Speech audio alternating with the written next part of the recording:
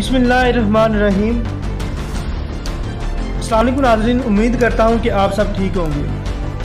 नाज़रीन, आपको बड़ी खबर से आगाह करता चला जाऊँ कि पाकिस्तान का सबसे बड़ा फैसला आ गया। सुप्रीम कोर्ट ने बड़ा फैसला कर लिया।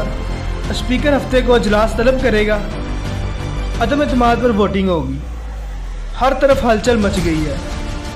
नाज़रीन, इसके अलावा आपको बताता चला जाऊँ कि चीफ जस्टिस का सिर्फ एक ही सवाल था कि एक तरफा फैसला कैसे दे सकते हैं। और सुप्रीम कोर्ट ने, जो हमारे चीफ जस्टिस हैं, उन्होंने ये भी सवाल किया, क्या स्पीकर पूरी पार्लियामेंट को भी ख़त्म कर सकता है।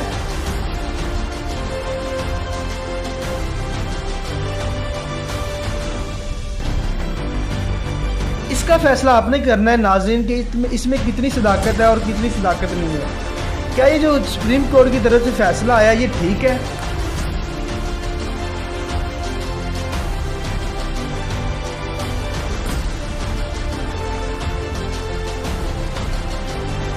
और इसके अलावा नाज़रीन आपको बताऊं कि असम्बली बहाल हो गई है, तहरीक अदम एतमाद बरकरार है।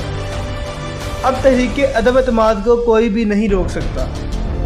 इसके अलावा नाज़रीन आपको बताऊं कि ये जो सुप्रीम कोर्ट की तरफ से फैसला आया है, ये किसी एक जज ने नहीं किया, ये 5 जजों ने मिल के उनकी मशावरत से ये फैसला आया है कि जो ये तहरीक अदम एतमाद पर वोटिंग है ये दोबारा करवाई जाएगी।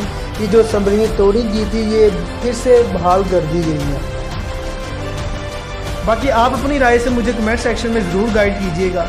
इंशाल्लाह मिलते हैं नेक्स्ट वीडियो में, तब तक के लिए अल्लाह हाफ़िज़।